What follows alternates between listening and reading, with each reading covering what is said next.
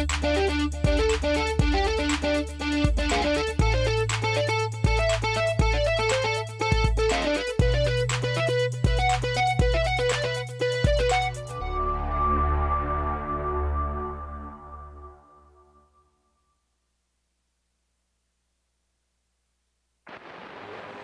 of Earth, we come in peace. Welcome to this neighborhood, neighbor. I am the Martian ambassador. Des Moines and all of central Iowa, welcome to Mac's World Live. Mac's World is your world. Every day we talk about the issues and topics that matter most to you. And as always, it's your voice we want to hear in Mac's World. So join the conversation by calling 515-244-0077. And now, here's the host of Mac's World Live, J. Michael McCoy. All right, ladies and gentlemen, as you've heard, this is Mac's World Live, KTIA 99.3. But, as you can also hear from your audio, this is not Mac himself. Mac ducked out on us. Went to a church obligation and left it in the hands of a lazy usual co-host that likes just to throw in things occasionally. And when he throws the entire microphone my way and heads out the exit, the pressure is on. So I'll do what I can to help out this week as your sole host for the last hour of the Mac's World Live show. And my guest today, ladies and gentlemen, is the famous, in some circles, infamous State Senator Brad Zaun. Senator Brad Zaun, it's a pleasure to have you on. Well, I don't know about the famous part, but I am Brad. So. And Brad, you may remember, ran for the House seat, currently occupied by David Young. It was one of the most spirited and closely fought House seats that I can remember in my lifetime, anyway, here in the state of Iowa. Brad, I can't imagine a more close. We had a number of quality besides yourself. And David, we had other very qualified. The field was crowded. The field was similarly crowded for your House race as the field is for the GOP Republican nomination for president this time. Well, I wouldn't say that the quality was as good as what the presidential candidates are, but I would say that we definitely had a very crowded field. I had really tough competition, really great people. Many of them were very good friends of mine. It's funny, behind the scenes, when you're not arguing with each other, you become good friends. And so, yeah, it was great, and it was a disappointment at the time, but actually it did me a favor. Considering what's going on in Washington, D.C., because I'd just been beating my head against the wall. And, hey, God had a different plan for me, and I fully accept that. That's an excellent attitude, Brad. And some people would be bitter. Some people would, and I'm sure you had your period of time where, it was difficult for you. Because it was, for those of you that don't know, it went down to multiple ballots on the convention, and Brad led every ballot until the very last one. And without rehashing the whole thing, it was dramatic. It was exciting. And you say we weren't, but for a U.S. House seat to have as many quality candidates that time as we had, it was very unusual. Well, it was an open seat because the incumbent retired. Listen, my wife and I, we've talked about this a lot back in the past, but hey, listen, on election day, I won. I was a top vote getter, so right. I didn't really take it as a defeat. Just some things happened at the convention that I didn't foresee and didn't predict. And so like I said at the beginning, I just, God had a different plan for me, and I fully accept that. And I'm all charged up and excited to be in the Iowa Senate. Well, and there's a possibility that could be the formula for what we may see at the Republican convention. There are so many players in here. You go top to bottom, and we won't even have room on one stage now to host the debates. We've got so many. Right. We had Lindsey Graham drop out just the other day. We're going to have some more dropping out. But some people, including Ben Carson, recently spoke about the potential for shenanigans at the Republican convention. the fact, and we're going to get to this because you come out in support of the Donald Trump. You had your candidate drop off. I had my early candidate drop off. In fact, I got a call from Bobby Jindal just Friday. I was heading into the cigar club, and Bobby called me. We had a nice long chat, and I was surprised and pleased to hear from him. And you were supporting a candidate. You had the Texas governor, wasn't it? No, I was behind the Wisconsin governor. Yeah, that's right, Walker. Yeah. And there's another candidate of quality. Right. That has now dropped out. We're going to have some more winnow in the field, which is what Iowa does. And Walker was a good man. He's done some real good heavy lifting up there in Wisconsin and couldn't get traction. This is an unusual year. This is a very unusual year.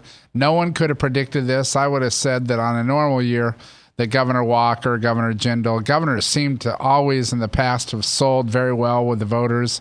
I've stayed in touch with Governor Walker since he got out. He's become a very good friend, and it just, there is a lot of really high caliber candidates in this race. And you talk about if it's a brokered convention like Dr. Carson talked about. Hey, nobody knows more, knows more, or had a better, or not better, but a most unusual experience at a brokered convention than I did. But like I said, you move on from it. I hope that doesn't happen. I want the people of the state of Iowa, New Hampshire, South Carolina, Nevada, all those states, as well as the Super Tuesday states, to pick our next candidate rather than some insiders of part of that dysfunctional Washington, D.C.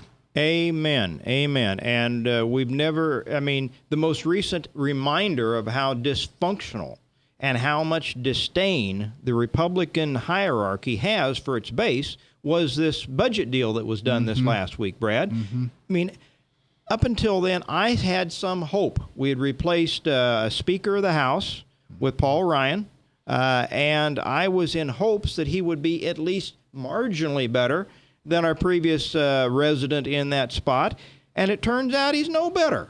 And they apparently have, despite what's going on in the presidential politics with Donald Trump leading the field, they have no respect for us. I mean, they do everything from fund Planned Parenthood after these horrendous videos come out to blowing up the budget that they had, the restraints that they had before.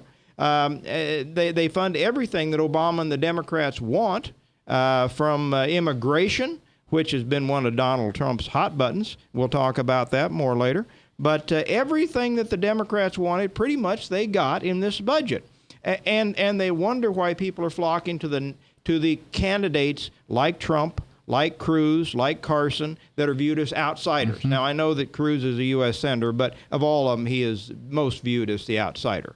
As an incumbent, as a politician, as someone that's, a public servant, I would say that. Yeah, and he's probably the least popular of the U.S. senators in the U.S. Senate. He has been an ardent conservative. We don't have a lot of time before the first break. We've got a few minutes. Give me your synopsis of how this presidential race plays out and what's Iowa's role in it. Well, first of all, I'd like to comment on what you said about the budget. Okay. I'm very frustrated because I have 5 kids. You have kids and grandkids that are absolutely, what is going to them, what is happening to that generation is a tragedy. That the people in Washington, D.C., that's what upsets me the most about this budget. The House and the Senate have the power of the purse.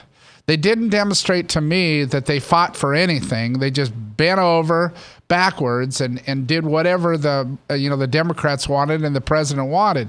That's what really upsets me, is that we're just really, I got to be careful about what I say, but I mean, we're really taking advantage because I'm very frustrated, and I'm not sure how Joni Ernst or Chuck Grassley or how everybody voted, but I'm not hearing squealings when I'm not hearing. Let me say this at the outset. Both of our senators, I checked this, and all of our Republican House members voted against this budget. The only one that voted for it was the nutty professor Loebsack. Okay. Well, I'm glad to hear that. But why isn't there more people in Washington, D.C. that are... Hey, Brad, did you hear any hogs get castrated in D.C.? I haven't heard anybody squeal in D.C. for years. And I'm not saying... Listen, the Democrats and Republicans are responsible for this injustice to the next generation. I just don't understand why they can't tighten their belt. You know, they could get on a path of solvency Fiscal if they would at least try. And I don't see anybody trying out there. And Paul Ryan years ago put forward a plan to slowly bring the budget under control, and yet I hear nothing about it. Now, let me put this into perspective. And I have a PowerPoint I go out occasionally to businesses and what have you with consumer credit and show. And it shows that, we're talking right now about $18 to $19 trillion, which is a horrendous figure for the budget debt. It's 20 after they pass the budget. That's right. But, Brad, if you take into account the unfunded mandates of the entitlement program, Social Security, Medicare, Medicaid, and now, Lord help us, Obamacare, we've got at least over the next generation $100 trillion in debt. Now, you factor that into the population, that figures out at $300,000 for every man, woman, and child, and that's a reality. It's not, you lose track because millions become billions, become trillions, and the numbers boggle you, and you continue to live your life, and you don't think about it. But if we don't get, and not only some budget control, they've got to get into that third rail that they don't want to touch. That's entitlement reform, and that's a killer, because every time any Republicans ever gotten close to talking about entitlement reform, the media and the liberal politicians savage that individual. They beat him into submission, and they plead and they beg, "Oh, get off of me! I won't touch it again." And so, and of course, you as an Iowa legislator, and for a number of years, and a responsible one, you've had a little bit of that yourself, haven't you? We spend too much money at the Capitol. Since I started at the state Capitol, our overall budget, not including the federal dollars, is $4.3 billion. We're guessing that it's going to be around $7.3 billion 10 years later. Yep, exactly. And when we come back, we're going to talk a little bit more about the national outlook. Hillary Clinton, Barack Obama, some of their failure.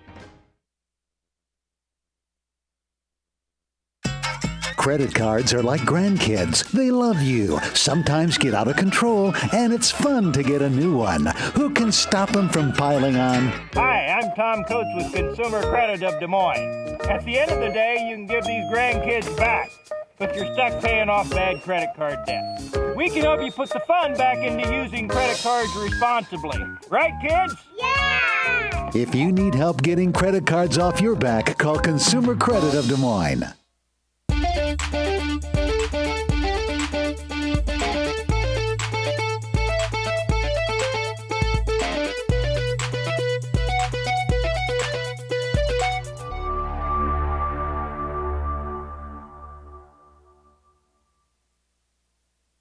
Hi, my name is David Burrier, your Hope Coach. I host a live weekly talk show called I've Been There every Thursday afternoon at 5:30, right here on webcast1live.com, and on my weekly radio program Saturday mornings at 10 on Truth Network 99.3 FM. I interview common everyday people who have survived incredible life challenges and who testify to God's faithfulness in the midst of their storms. So join me as we bring a message of hope and encouragement. Everybody needs hope. I know, because I've been there. Whether you're 10, 25, 50, 80 years old and beyond, everyone needs to live within their means. I'm Tom Coates with Consumer Credit of America. For almost a quarter of a century, we've helped people of all ages learn to manage their personal finances to benefit them far into the future. When problems arise, we've got the experience you need to make those debt problems go away. Got financial problems? Call Consumer Credit of America. From the RE/MAX Real Estate Concept Studios, this is Webcast One Live. Good Christmas music. Here we come. Good Christmas music, ladies and gentlemen. This is Max World Live, KTIA 99.3. Your poor substitute host is doing the best he can to occupy some of perhaps your drive-in or your listening time here. But I'm Tom Coates. I'm the president of Consumer Credit, and I'm normally just a lowly sidekick sitting over here to Mac's left and chiming in when I want to. Now, I'm the host for the rest of the hour, and I've got an excellent guest, though. We've got State Senator Brad Zaun. We talked a bit about his past, actively seeking the U.S. House seat currently held by David Young. Let's talk a little bit about your future. Brad, you have now decided to run for re-election. Tell us what that looks like. Do you have an opponent in the primary, in the general? What's it shaping up to be? Don't know of anybody in the primary that's running. There is an announced candidate on the Democratic side. She's a very formidable candidate. So I'm obviously not taking anything for granted. I'm going to have to work very hard, and I'm going to be very focused on my reelection. There is some unfinished business that I'd like to take care of. I first of all mentioned that we spend too much. That is problematic. And most importantly, I think that the Republicans have great opportunities to get in the majority. My dream would be the education chair. We really need to make some changes in education. I think it's it is an 800-pound gorilla in our budget. And we just need to deliver a better quality education to all the younger people in the state of Iowa. And then, of course, we need to talk about the Regents universities as well.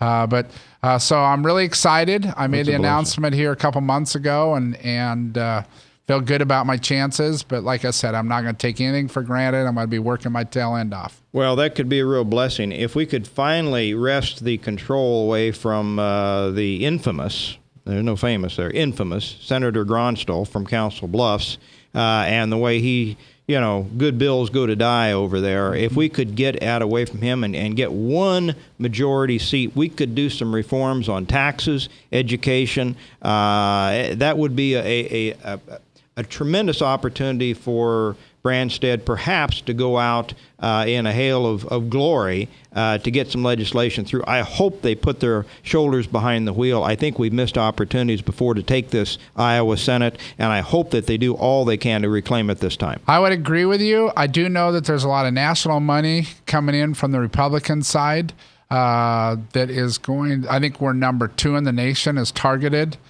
for legislatures that they would like to see switch over. And so it should be interesting. I've met most all of the candidates that are running against sitting incumbents in the Senate, Democratic incumbents, and they're absolutely incredible candidates. Might be the best class we've had since Paul McKinley ran it back in the days. Oh, and Paul was certainly a friend of yours, friend of mine. He gained 6 seats overnight. Yeah, he was a smart statistician. Yeah. The guy he could map the strategy out and he could do it. Let's turn our eyes now to the national. There was some news out today, Brad. I don't know. I know you're a busy man. You may not have heard this.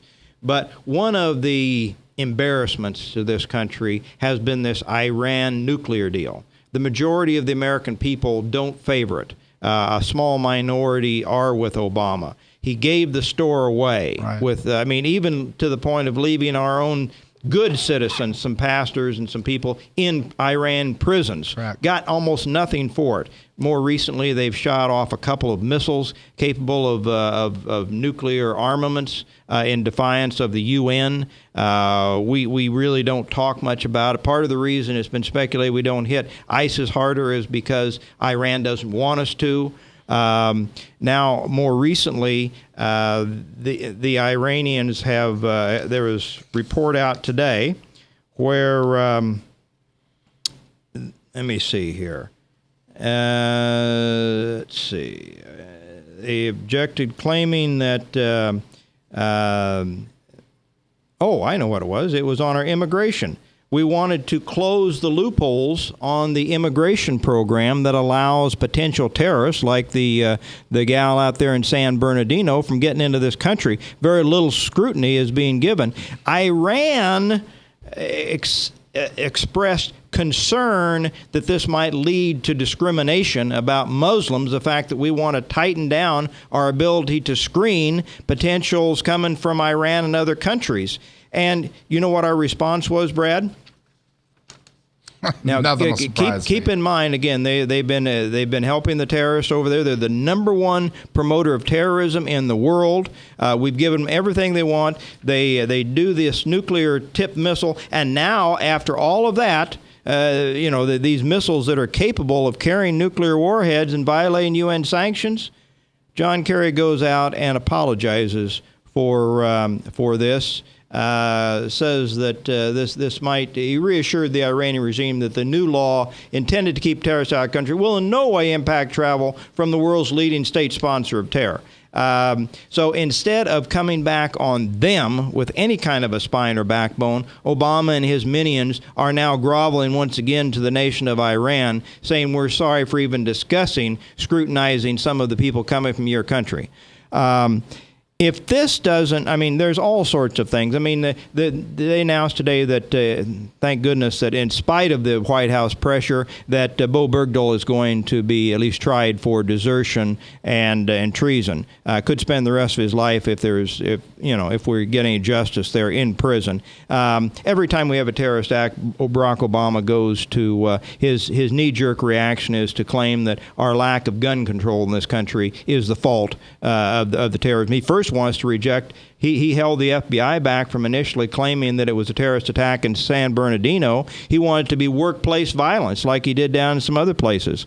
And then he claims that the biggest threat we've got is global warming. Again, opposed to the desires of even of his own constituents, this is a low priority item. He goes to Paris and wants to impose a national and international carbon tax, which would further punish the men and women that are trying to work and make a living in this country.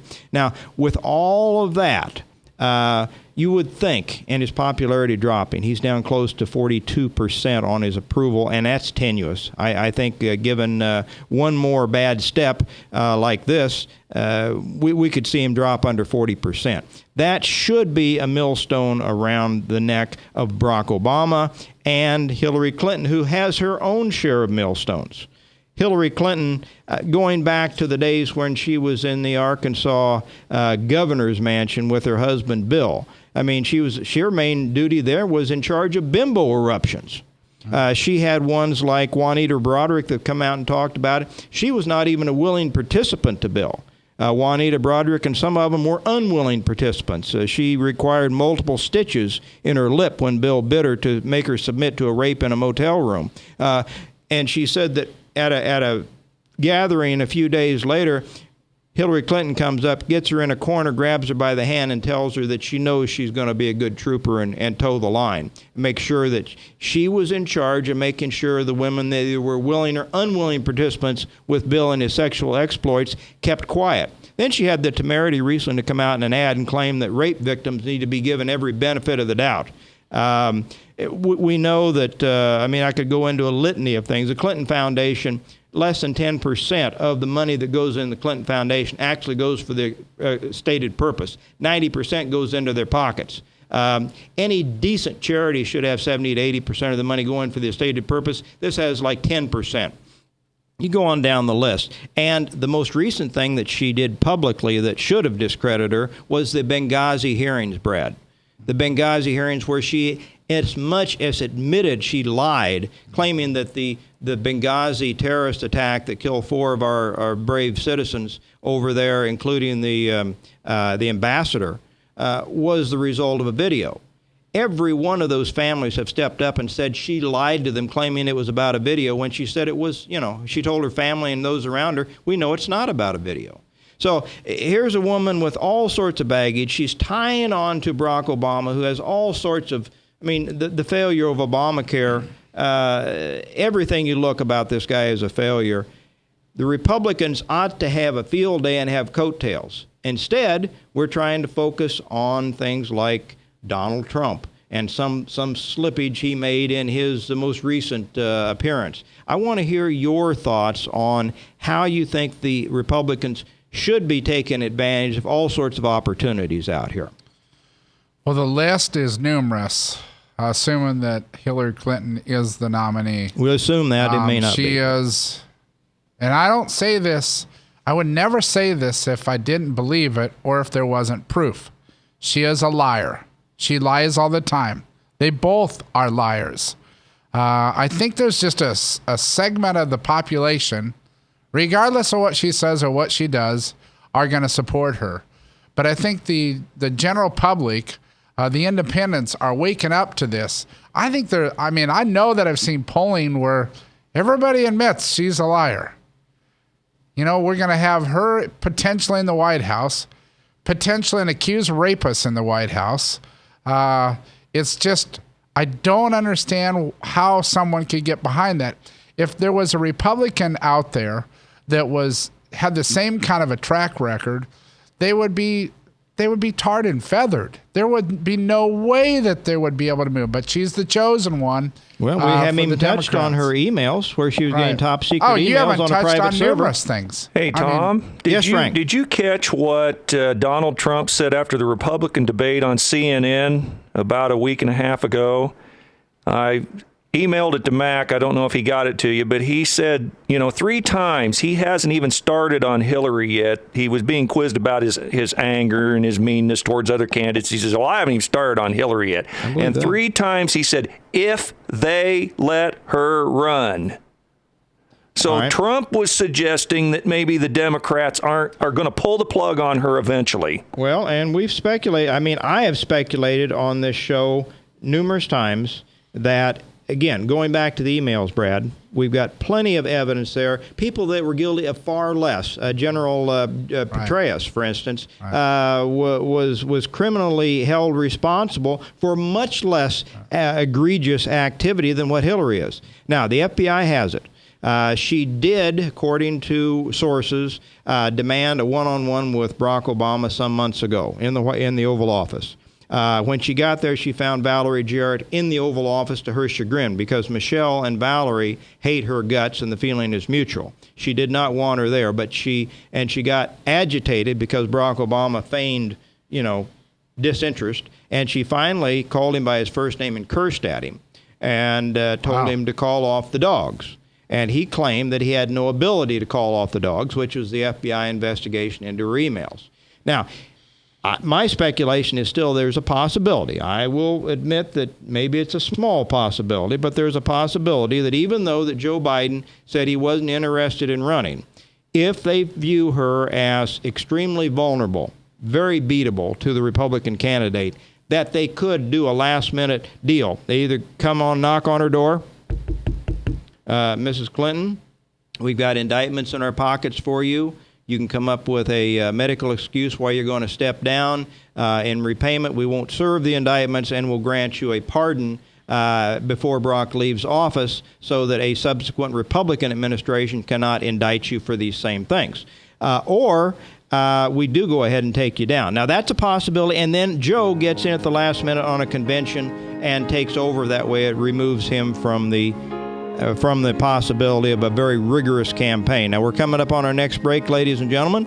That's one of the most challenging things I have is to get out of here and get back on properly with these breaks. But coming back to you, KTIA 99.3 with our guest, State Senator Brad Zaun. This is Tom Coates, and we'll see you right after the break. From the RE/MAX Real Estate Concept Studios, this is Webcast One Live. I'm Brian Leach, owner of Service Legends, and my position is Chief Talent Officer. I'm Nicholas Wonderscheid. I am Bernie Hobbs. And I'm the Service Manager. Marketing Director and Client Relations Manager. Everything that we do is about ensuring that we exceed your expectations. Our clients are important to us. 100% satisfaction. We're not just focused on heating and cooling. That's the easiest part of our job, actually, is fixing furnaces and air conditioners. Everyone that we come in touch with, we want to improve lives. Bottom line is, we've got our installation guarantees, 25% energy savings guarantee, comfort guarantee, temperature selection guarantee, property protection guarantee. 100% satisfaction guaranteed. Fixed rate or it's free. All of those guarantees are backed up with a 100% money back guarantee to hold ourselves accountable to making sure that you get what you're after. Just fixing the problem today. If they have another problem 5 days down the road, it's still fixed rate or it's free. We use what's called straightforward pricing. Our technicians are going to give you an exact to-the-penny price on what it's going to take before they move forward with any repair. That way you know what to expect. It's the same price every day. No surprises. If you get off work at 5 o'clock in the afternoon, you come home, you realize that, oh, my furnace is broken. Now you need to call somebody out that night. You shouldn't have to pay more for that. We're guaranteeing service 24/7. We run afternoons, evenings, nights, weekends. We're staffed to work that. Phone rings at 3 in the morning. You'll get one of our representatives answering the phone every time. We're not sending you out to Timbuktu in some call center. It's our Service Legend team members, our mission control team. I'll take a call anytime. And then they answer the phones the same way during the day as they do at night. It's a great day at your service company. How can we make you smile? That's the only way to provide true 24-hour service. When you're able to let somebody actually live in their home safely when they weren't able to do that before, where they don't have to stay up at night and worry about, is the heat going to come back on? Are we going to freeze the pipes? Is the baby in the room next door going to be sick because they got too cold? When you're able to help somebody overcome challenges like that, that's impacting a life. That makes a difference. I get goosebumps thinking about it. I love the team. I love the people that I work with. We have fun, but we work hard. I call them my ambassadors of legendary service. If you could just envision what that is, that's who we're sending to your home. They literally will call in, pick up the phone and call and say, hey, I want to talk to your manager. And I get on the phone, they're like, that technician that was at my house was the greatest technician ever. That's cool to me. We want to brighten people's days. Every person that we have going into the house has gone through an extensive background check. Drug testing, we have a very thorough interview process that 1 out of 140 people make it through. If we promise you something, that's what you're going to get, no matter what. We're here when you need us to protect the safety and comfort of your family. If you're not happy, we're going to make it right. If we're willing to put 100% money back guarantee on what we do, what type of work do you think we do? Give us a call. We're there for you 24/7, 365 days a year. Enough said.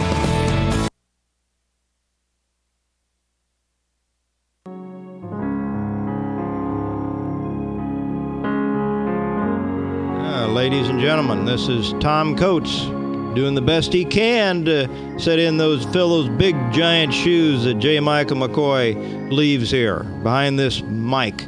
Max World Live, 99.3 KTIA. Now, Tom, I want you to look at your lower third there. Yes. Host of Tom's World Live. Tom's World Live. We've done that before to him.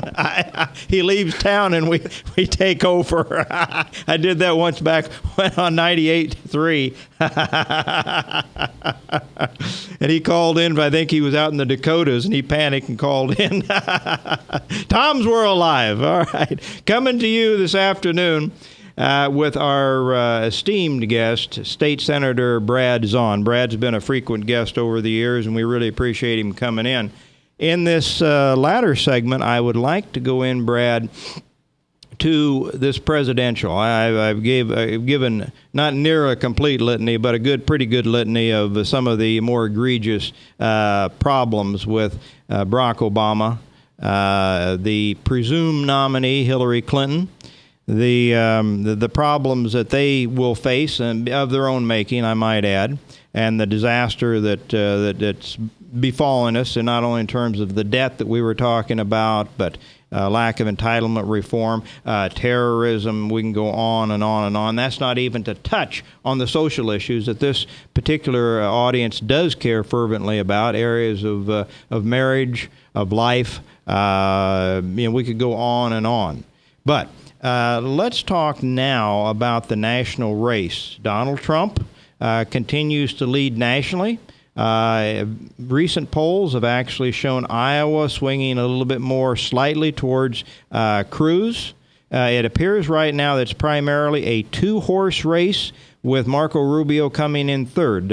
Ben Carson, who we had some hopes for, seems to have dropped sharply once the shift went to foreign areas and to terrorism. Tell us at the outset how you see this race and why you've decided to align yourself the way that you have. Well, how do I see this race? At this time, 4 years ago, there was someone by the name of Rick Santorum that was nowhere to be found, pulling in very low, and all of a sudden he wins in the end. So it would be very hard for me to predict. I would say that all the candidates that you mentioned are in the driver's seat. I particularly am supporting Donald Trump, like has been mentioned before. I say keep your eyes open. I know a little bit about what's going on with the campaign. The guy that is running the Trump effort in the state of Iowa is a guy by the name of Chuck Lodner, who ran Rick Santorum's campaign. He's a grassroots person. He's all about turnouts on caucus night, and I know that there is an extensive plan in place. The one thing that I've also observed is people are privately and not publicly supporting Donald Trump because of some of the things that maybe he would have said that some might find controversial. But he has got a silent group of people out there. I've been to several of his events and really been surprised at how many Democrats have been showing up at his events, as well as independents. Of course, they're going to always be the Republicans. Now, they can't help us in a caucus because you have to be registered as a Republican. But I think there's so many Republicans that I know that are quietly supporting Donald Trump. The reason why I am, and a lot of people ask me this question, is because I am sick and tired of what's going on in Washington, D.C. I want a candidate or my president to go out there, do a job, and not owe anyone. There's no one in this presidential race that is not going to owe someone. Mm-hmm. They're all taking PAC checks and all that stuff. I think someone mentioned that they should make all the presidential candidates wear, an outfit is like what the NASCAR people do, showing you where all the people that are supporting. I think that's a great idea. Yeah, get decals on their back of their suits. Yeah, that's so right. I think that, with that being said, I am also very, very concerned about the debt that's going to be handed on to the next generation. Nobody's having a conversation about this. I know he's a business person. I know a lot of his plans that he will be rolling out in January. He rolled out a tax plan that just got, the heck beat out of it. So he's kind of holding all those back. I know what he wants to do on education reform. I want our kids to have a brighter future, which we all want. Mm-hmm. If someone doesn't go out there and make tough decisions on turning this country around from a debt perspective, we're going to be just like those European countries. We won't have conversations. We won't have the choice of doing legislation to have conversations about our budget because we'll be forced into it. When they say it, once we hit $24 trillion, we go over the edge. Well, so a lot of people would have said we're over the edge already. Well, we are over the edge. But let me touch on something that just came out the other day, that the support, you've touched on it. The support for Donald Trump is much actually underreported. Mm-hmm. And this was interesting because the blue-collar people, when they were polled, they didn't mind saying if they were supportive or not of Donald Trump. It's the college-educated ones that were underreported in this latest survey by 9%.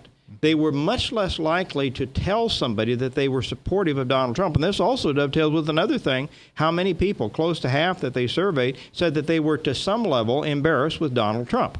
I'm sure there are statements that he has made that you're not going to be necessarily proud of. And that's the way some of them feel. It doesn't mean that they necessarily won't support him or even don't support him.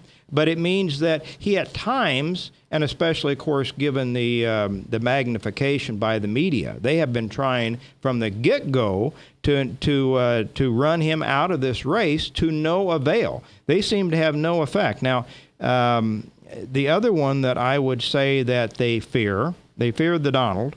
They also fear Senator Cruz. Those are the two that appear to be leading right now. They're the ones, even though Cruz has been elected to the U.S. Senate, he is still viewed as a proper outsider. And those two, now, if we get what we have, this right now, what we would have is a Cruz victory, if you believe the polls, and Donald Trump second in the state of Iowa.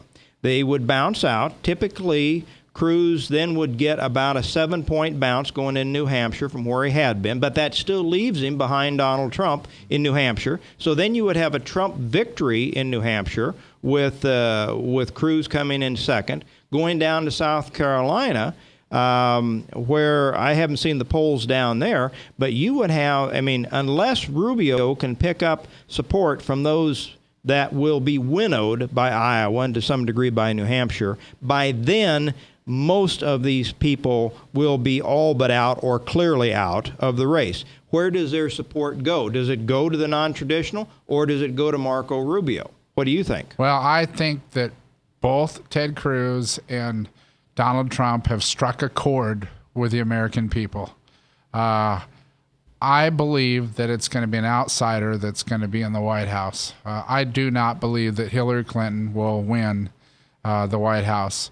But I will tell you that I think that, and I've spent some time with Mr. Trump, and certainly one thing I would like to communicate to everybody is he's a different person when he's not on the stage with cameras rolling. He does a lot of giving and helping out on hundreds of occasions that you'll never hear about, which is actually the way it's supposed to be done. Mm-hmm. I, as well as any of us, will never agree with a candidate 100% of the time. I am a frustrated American, mostly with what we talked about in regards to the debt and the spending that's going on in Washington, D.C. I want someone to create a better environment and get this country back in order and make America great again. I think that's a great slogan that he has. So I believe in him, and certainly not being disrespectful to Senator Cruz. Whoever the Republican nominee is, who I'm going to be behind. Of course.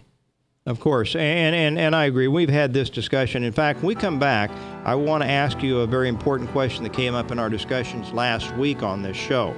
So, ladies and gentlemen, we've got one more segment with State Senator Brad Zaun. This is KTIA 99.3. I'm Tom Coates, sitting in for the, I don't know how you describe Mac.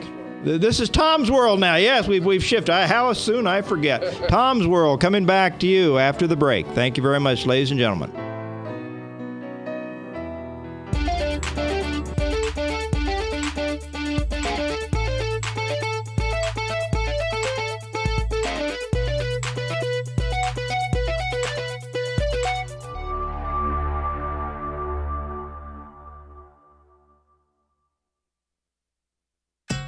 Credit cards are like grandkids. They love you, sometimes get out of control, and it's fun to get a new one. Who can stop them from piling on?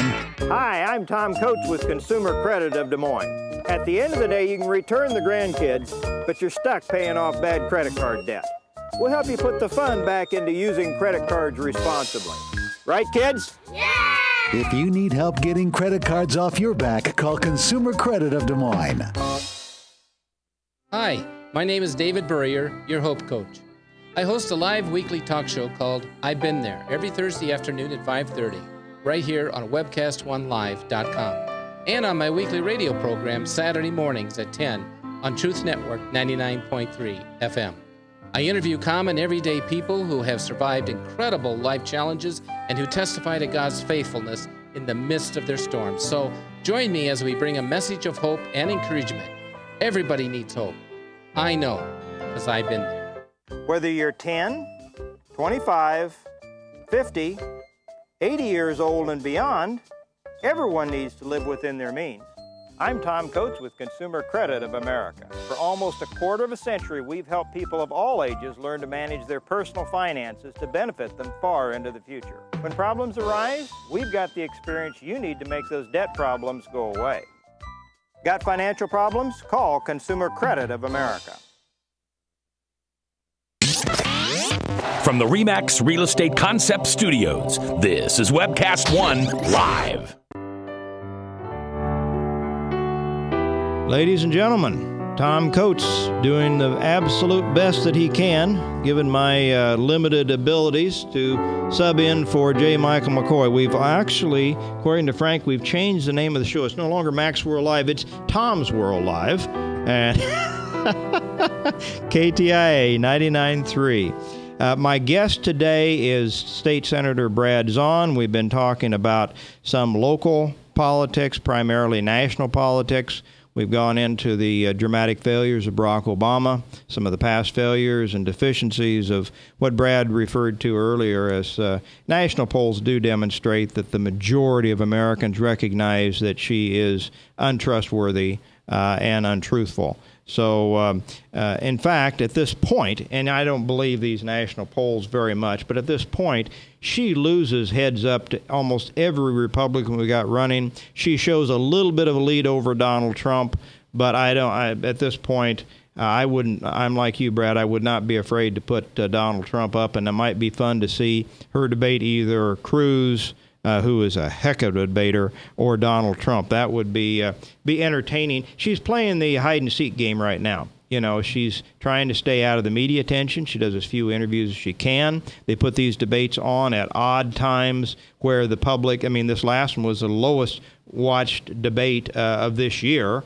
on a Saturday night when other things were going on. And so none of this is surprising. The more people see of Hillary, she was the presumed nominee. We remember back in 2008, Brad. Mm-hmm. That was all done but the shout-in. And here this little-known, not even one-term U.S. Senator named Barack Obama comes out of Illinois and dethrones her. Yep. So the more people see of her, even in her own party, the less they like her. Let's go back to your support for Donald Trump.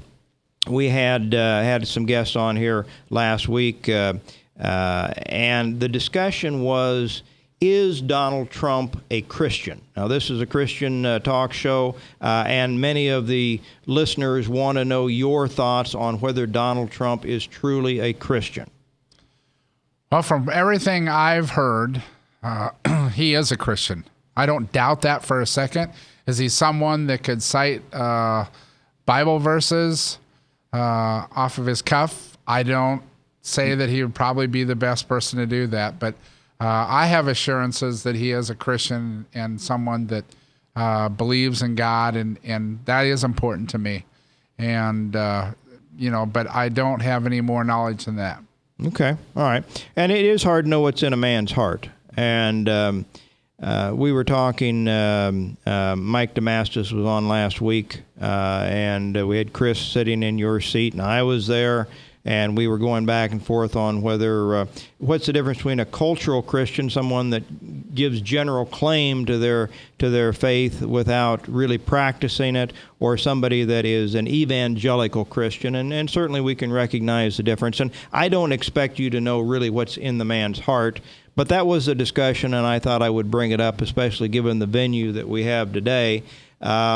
I know I was sitting out there in the audience at the Iowa Faith and Freedom event. I don't know if you made that one or not, but I was out of town. But Trump came in, and he did have a Bible that was given to him by his mother, and he waved it around, and there was some speculation that he hadn't opened it adequately, but he did bring it in, and he laid claim to it. So. You can't judge a person based on their Bible or how worn it is. I know so many people that are in church all the time that I see a lot of failures in their Christianity and the way they treat people. I certainly think that based on what I've witnessed, the way he treats people and the giving part of him, based on conversations or observations I've made, that he is a Christian. That isn't for us to judge. That is for the good Lord to judge that, so I really think that it's something that is absolutely non-concerning for me. Okay. All right. And I know a lot of the Iowa, for good or ill, is noted for its strong conservative Christian base that makes up much of the Republican Party. And that's huge, and I'd hope it never changes. Yeah, and I certainly agree with you. And I think the Christian conservatives in the state of Iowa have been trying to discern this point that we're talking about right now. They're trying to figure out, is Donald Trump a more reliable vehicle? I mean, Barack Obama gave claim in the Reverend Wright's church to being a Christian, and yet the fruits on that tree are long soured, as far as I'm concerned. Much of his policies are pro-Muslim, anti-Christian. We could go through what he's done over in the Middle East with the Christians under persecution there, and given great disdain to Christians that have been slaughtered. But they seem to be gravitating more towards Ted Cruz. If you do the polls amongst the Christian conservatives, that seems to be the one that they're putting their chips behind. And that right now, if the caucus were taken today and we believe the polls, Ted Cruz would win Iowa with Donald Trump coming in second. That certainly is no disqualifier of Donald Trump.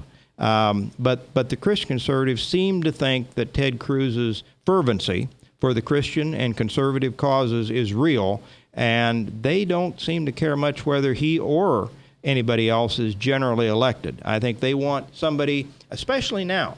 We've talked about the fecklessness of the leadership of Washington. We've talked about the budget deal, that most recent thing, but they have done other things that have given us no confidence that if we continue to leave it in the hands of Paul Ryan and Mitch McConnell, that we're going to see anything other than what we've got right now. So we do need somebody like Trump or like Cruz that would go in and really shake things up, don't we? And that's the reason why both of them are doing well. I mean, that's one of the big reasons why my wife and I are supporting Donald Trump. Donald Trump is a type of person that is going to stand up and protect us as Americans. It's about the safety of Americans. We could talk about some of the controversial things that he said, in regards to the Muslims coming into this country, the Syrian refugees. Bingo. It's to hit the pause button. Our own government is telling us that they don't have adequate information on these people. The Christian conservatives in the state of Iowa are a force to be reckoned with, and I certainly recognize that. I think that, I don't hear Senator Cruz citing Bible passages as well. I don't know him as well. I've met him before, but I think it's really important, and I pray that we get it right, and we get a person in there with high spirituality and someone that's a Christian that will do what's right for this country and not back down and not tell everyone that we're sorry. Well, I certainly agree with that. We haven't even touched on the immigration issue. That was one of the first hot-button issues that propelled Donald Trump. Right. We've got people pouring across our borders. We've got six figures, 200,000 Muslims coming in quietly to this country.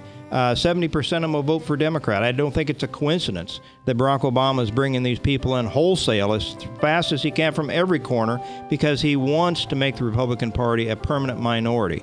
And the way he's going about it, if something isn't done to stop him, that's exactly what's going to happen, and our culture will be dramatically different. Right. So, ladies and gentlemen, I've been pleased to step in for J. Mike McCoy this afternoon, and my guest has been State Senator Brad Zaun. Brad is running for re-election. If you've liked what you've heard in the audience, step up and do what you can to support him for his re-election. We do need to take back the Iowa Senate this next year and turn it over to Republicans so we can make some of the reforms we've talked about. So, Tom Coates coming to you behind the mic. They may take it away, and this may be my only chance I'll ever have to sit behind this mic. KTIA 99.3. Been a pleasure talking to you. Christmas.